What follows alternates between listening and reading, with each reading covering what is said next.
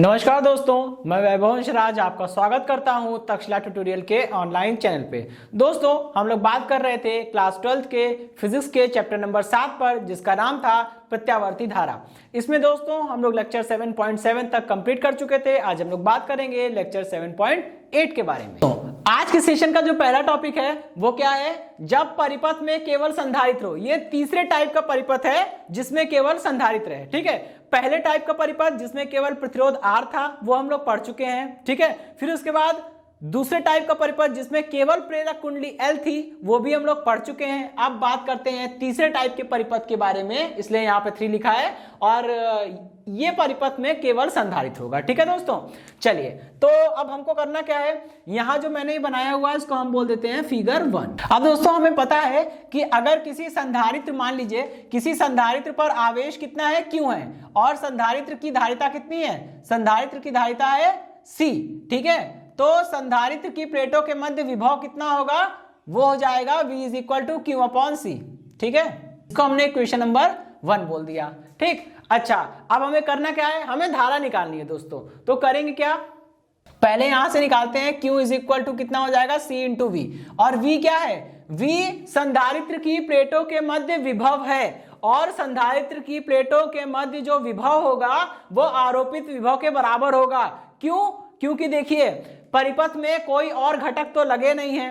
ठीक है, अगर मान लीजिए परिपथ में 2-4 घटक और लगे होते तो ये बात हम समझते कि आरोपित विभव का थोड़ा हिस्सा पहले घटक पे चला गया, थोड़ा हिस्सा दूसरे घटक को मिल गया, थोड़ा हिस्सा तीसरे घटक के सिरों के मध्य विभव पतन के रूप में चला गया और बचा कुचा इसके पास आया। लेकिन ऐसा नहीं है, यहां परिपथ में केवल एक संधारित्र है, तो प्रत्यावर्ती विभव स्रोत से जितना भी विभव मिलेगा, जितना भी विभव आरोपित किया जाएगा, वो सारा का सारा विभव क्या होगा, संधारित्र की प्लेटों के मध्य जाके आरोपित हो जाएगा, संधारित्र की प्लेटों के मध्य ही लगेगा। वो सारा विभव अकेला संधारित्र की प्लेटों के मध्य लगेगा। ठीक है, तो इसलिए यहाँ पे जो V है वो संधारित्र की प्लेटों के मध्य विभव है, और वही विभव V = V0 sin ωt के बराबर है। ठीक है, अब क्या करेंगे, दोनों पक्षों में समाकलन करने से अवकलन करने से पहले यहाँ पे वैल्यू रख देंगे। Q = C और V की जगह पे V0 sin ωt। ठीक, दोनों पक्षों में अवकलन करिए। ठीक है, दोनों पक्षों में समय t के सापेक्ष अवकलन करने पर, ठीक है, चलिए कितना हो जाएगा, ये हो जाएगा dQ/dt, dQ/dt is equal to dQ/dt is equal to, यहां देखिए C तो कांस्टेंट है, C तो संधारित्र की धारिता है। ठीक है, वो कांस्टेंट है, बाहर आ जाएगा। V0 भी कांस्टेंट है, बाहर आ जाएगा। क्या बचेगा, अवकलन केवल किसका होगा, sin ωt का। ठीक है, चलिए भाई अभी क्या करना है, ये तो धारा बन जाएगी I = C × V0, और यहां देखिए sin ωt का अवकलन करने पर cos ωt बनेगा, और ओमेगा इसके साथ एक्स्ट्रा मल्टीप्लाई में भी आएगा। ठीक है, तो उसको मैं आगे लिख दे रहा हूं। ठीक है, अच्छा अभी क्या बनेगा, ये I = इसको हम लोग लिख सकते हैं V0 अपॉन में 1/ωc, इसको हम लोग ऐसे लिख सकते हैं। ठीक है, इस चीज को ध्यान रखिएगा, 1/ωc है, ये पलट जाएगा, ऊपर चला जाएगा तो कितना हो जाएगा, ωc × V0 हो जाएगा, वही चीज लौट के वापस आ जाएगी। तो मैं ωc × V0 को इस प्रकार से लिख सकता हूं, V अपॉन में 1/ωc। ठीक, चलिए, और ये है cos ωt, इसको मैं लिख सकता हूं sin π/2 + ωt। ठीक है, क्योंकि sin 90 + थीटा कितना होता है, cos थीटा होता है, sin 90 + थीटा cos थीटा, तो ये लौट के इतना आ जाएगा। ठीक है, अच्छा अब यहाँ पे समीकरण को स्टॉप करता हूं, ये समीकरण नंबर 2 है। ठीक, परंतु दोस्तों XC = 1/ωc होता है, जिसे हम लोग धारितीय प्रतिघात बोलते हैं। ठीक है, चलिए तो धारितीय प्रतिघात क्या होता है, जैसे मैंने आपको बताया था कि तार में धारा प्रवाहित करिए तो तार धारा प्रवाह का विरोध करता है, इसे उसका प्रतिरोध कहते हैं, R कहते हैं। ठीक है, इसी प्रकार अगर आप प्रेरक कुंडली में धारा प्रवाहित करते हैं तो प्रेरक कुंडली भी उस धारा प्रवाह का विरोध करती है, जिसे हम लोग प्रेरकीय प्रतिघात बोलते हैं, और हम लोग XL लिखते हैं, XL = ωL। ठीक है, उसी प्रकार जब आप किसी संधारित्र पर विभव लगाते हैं तो संधारित्र में से जब धारा क्रॉस होती है, धारा संधारित्र में से गुजरती है, तो संधारित्र भी धारा प्रवाह का विरोध करता है और संधारित्र के इसी गुण को उसका धारितीय प्रतिघात बोलते हैं और XC से लिखते हैं। देखिए दोस्तों, X का मतलब होता है प्रतिघात। अगर X के नीचे C लिखा है छोटा सा, मतलब वो संधारित्र का प्रतिघात है और संधारित्र के प्रतिघात को धारितीय प्रतिघात बोलते हैं। इसी प्रकार अगर X के नीचे छोटा सा L लिखा हो तो X का मतलब होता है प्रतिघात और नीचे L लिखा है मतलब स्वप्रेरण गुणांक लिखा है, मतलब किसी कुंडली की बात हो रही होगी तो वो कुंडली का प्रेरकी प्रतिघात XL बन जाता है। ठीक है दोस्तों, अब यहां पे हम लोग इस चीज का, इस नोटेशन को यूज करने वाले हैं। तो देखिए क्या बनेगा, ये हो जाएगा I is equal to V0 upon में ये पूरा बन गया XC। ठीक है, ओके। और यहां देखिए इसको मैं इस तरह से लिख सकता हूं कि sign omega T plus pi by 2। क्यों? क्योंकि साइन A प्लस बी कहें या साइन B प्लस ए कहें, बात तो एक ही है, एंगल को जोड़ के उसका साइन लिया जा रहा है, सिंपल। ठीक है, चलिए अभी क्या है दोस्तों, अगर तार में, अगर परिपथ में केवल तार लगा हो तो तार के पास प्रतिरोध होता है, तो धारा I बराबर V अपॉन R होगी। ठीक है, इसी प्रकार अगर परिपथ में प्रेरक कुंडली हो तो I बराबर V अपॉन R नहीं होता, बल्कि R की जगह पे XL आ जाता है। इसी प्रकार अगर परिपथ में केवल संधारित्र हो तो I बराबर V अपॉन R नहीं होगा, बल्कि ना R होगा ना XL होगा, क्या आ जाएगा, XC आ जाएगा। क्योंकि संधारित्र में, तार में जो काम प्रतिरोध का होता है धारा प्रवाह का, ठीक है, धारा प्रवाह का विरोध करने का काम जो प्रतिरोध का होता है, वही काम XC का संधारित्र के केस में होता है। ठीक है, तो जो काम तार में जो काम प्रतिरोध R का होता है वही काम XC का होता है, किसमें, संधारित्र में। तो I बराबर V अपॉन XC होगा। दोस्तों इसमें XC तो फिक्स है, ठीक है, XC क्या है, फिक्स है। अब V का मान बदल रहा है, जब V का मान अधिकतम होगा तो I का मान अधिकतम होगा, जब V का मान न्यूनतम होगा तो I का मान न्यूनतम होगा। यहां भी तो वही हो रहा है, जब V का मान अधिकतम है, V0 है, तो ये I0 बन जाएगा, सिंपल। तो ये क्या हो गया, I is equal to I0 और ये बन गया है sign omega T plus pi by. ठीक है, चलिए भाई, ये हो गई क्वेश्चन नंबर 3, समझ में आ गया। चलिए अब हम लोग क्या करेंगे, कुछ आगे देखते हैं। तो समीकरण, विभव की समीकरण है V बराबर V0 साइन ओमेगा टी, धारा की समीकरण हमने निकाली है I बराबर I0 sign omega T plus pi by 2।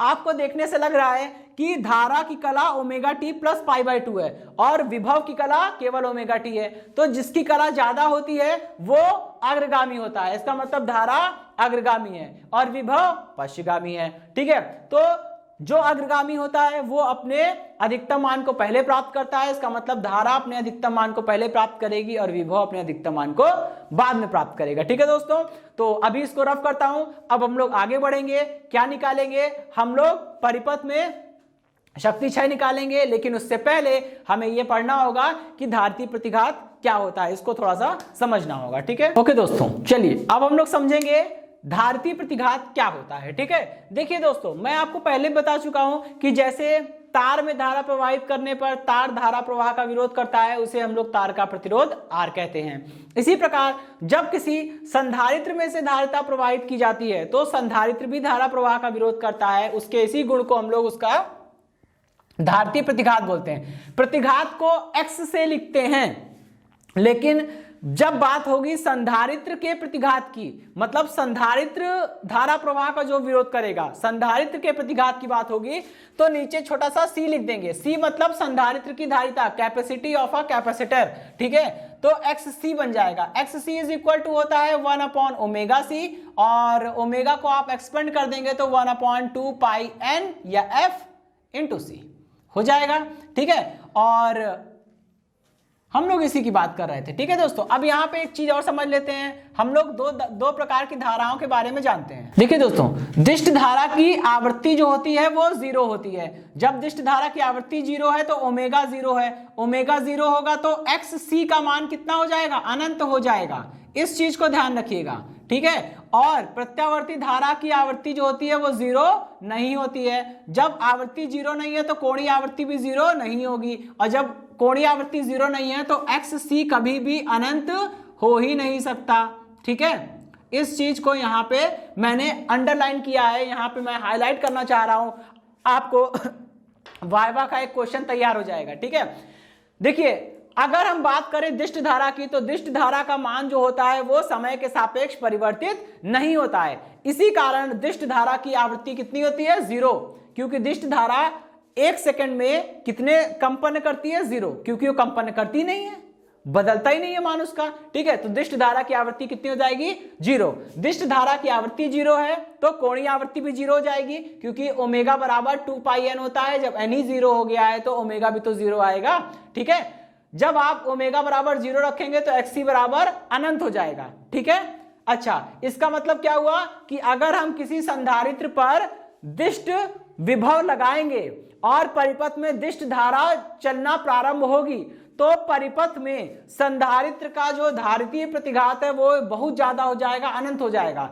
और अगर संधारित्र का धारितीय प्रतिघात अनंत हो गया तो मतलब वो परिपथ एक खुले परिपथ की भांति व्यवहार करेगा, और अगर खुले परिपथ की भांति व्यवहार करेगा तो धारा का प्रवाह संभव नहीं है। ठीक है, ये चीज यहां से निकल के सामने आ रही है, क्योंकि अगर मान लीजिए कोई परिपथ बना हुआ है, हमने क्या किया, उस परिपथ को बीच से या कहीं से भी काट दिया। जब परिपथ खुल जाएगा तो परिपथ के दोनों सिरों के मध्य क्या आ जाएगी? वायु आ जाएगी। और जब परिपथ के दोनों सिरों के मध्य वायु आ गई है तो वायु का प्रतिरोध अनंत होता है, क्योंकि वायु एक प्रकार का अचालक पदार्थ या परावैद्युत पदार्थ है। ठीक है, तो यानी अगर हम बात करें, हम एक स्टेटमेंट में, एक लाइन में ऐसा बोल सकते हैं कि दिष्ट धारा के लिए संधारित्र या धारितीय परिपथ, ठीक है, या शुद्ध धारितीय परिपथ एक खुले परिपथ की भांति व्यवहार करता है।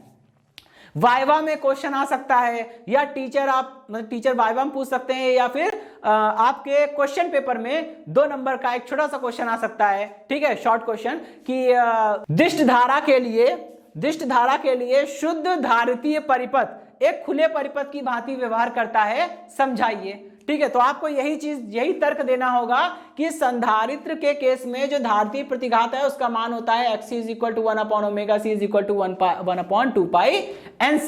ठीक है, अगर हम बात करते हैं दिष्ट धारा की, अगर हम उस संधारित्र पर दिष्ट विभव लगाते हैं और जिसके कारण दिष्ट धारा उत्पन्न होती है, तो दिष्ट धारा की आवृत्ति 0, तो ओमेगा 0 तो xc का मान अनंत। और अगर परिपथ में धारितीय प्रतिघात अनंत हो जाएगा तो परिपथ एक खुले परिपथ की भांति व्यवहार करेगा। That's all. ठीक है, चलिए अब हम लोग सेकंड टाइप की धारा, प्रत्यावर्ती धारा के बारे में बात करते हैं।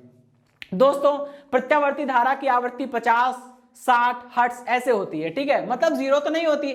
जब प्रत्यावर्ती धारा की आवृत्ति 0 नहीं होगी तो ओमेगा भी 0 नहीं होगा। जब ओमेगा 0 नहीं है तो दोस्तों xc भी 0 नहीं, xc भी अनंत नहीं हो सकता। इसका मतलब अगर हम किसी संधारित्र पर प्रत्यावर्ती विभव लगाएंगे तो प्रत्यावर्ती धारा उत्पन्न होगी और परिपथ में प्रत्यावर्ती धारा प्रवाहित भी होगी, क्योंकि संधारित्र का धारितीय प्रतिघात जो है वो अनंत नहीं है। ठीक है, इसीलिए ऐसे भी आपसे पूछ सकते हैं कि संधारित्र पर प्रत्यावर्ती विभव तो लगा सकते हैं, लेकिन दिष्ट विभव क्यों नहीं लगा सकते? क्योंकि दिष्ट विभव लगाएंगे तो कोई भी फायदा नहीं है, परिपथ में धारितीय प्रतिघात अनंत हो जाएगा और धारा प्रवाहित नहीं होगी। ठीक है दोस्तों, अब हम लोग आगे बढ़ेंगे और मैंने आपको जैसे बताया था कि संधारित्र में क्या होता है, धारा 90 डिग्री अग्रगामी होती है। इसलिए यहां पे देखिए, मैंने यहां पे फिगर 2 में डायग्राम बनाया हुआ है। ठीक है, अब इसकी समीकरण को हम लोग इस तरह से लिख सकते हैं कि विभव की समीकरण देखिए क्या है, विभव की समीकरण V =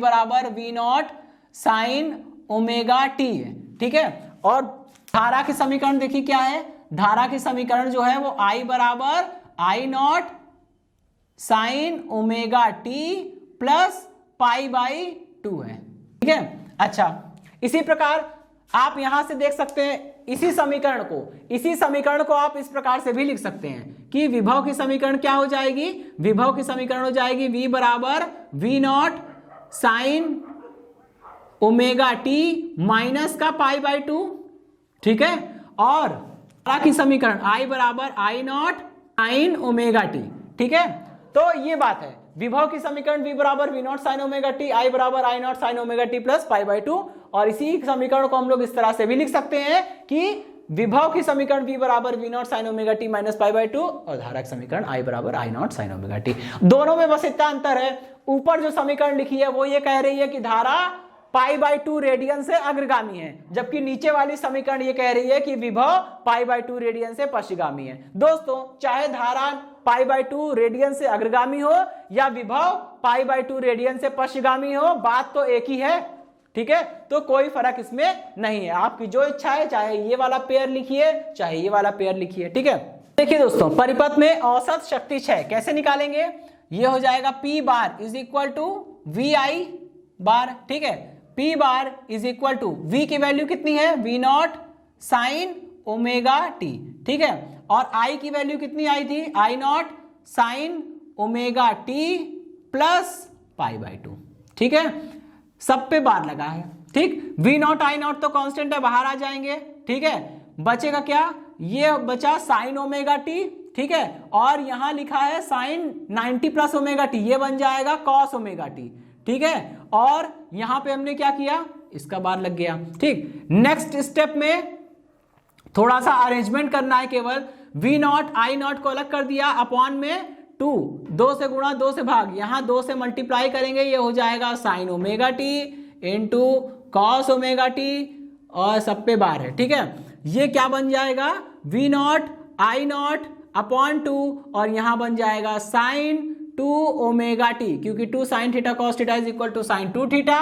और देखिए अब यहां पे हमको ये चीज समझनी होगी कि साइन 2 ओमेगा टी की वैल्यू अभी हमने लास्ट वाले सेशन में प्रेरकीय प्रतिघात, मतलब प्रेरक कुंडली वाले जो हमने सेकंड टाइप का सर्किट पढ़ा था, शुद्ध प्रेरकीय परिपथ, उसके लिए हमने निकाला था, और ये कितना आया था, ये आया था 0। तो जब 0 से मल्टीप्लाई करेंगे तो सब 0 हो जाएगा। यहां लिख दीजिए सिंस साइन 2 ओमेगा टी की औसत मान जो होता है वो 0 आता है, ठीक है। तो दोस्तों यहां से हम इतना निष्कर्ष निकाल सकते हैं कि यदि किसी प्रत्यावर्ती धारा परिपथ में केवल संधारित्र प्रयुक्त होता है, तब इस प्रकार के परिपथ को शुद्ध धारिती परिपथ कहते हैं। और इस प्रकार के परिपथ में धारा विभव की तुलना में पाई बाई 2 रेडियन या 90 डिग्री अग्रगामी होती है, और इस केस में धारा और विभव के मध्य कालांतर पाई बाई 2 होता है, तथा परिपथ में औसत शक्ति क्षय का मान सदैव 0 होता है, ठीक है दोस्तों।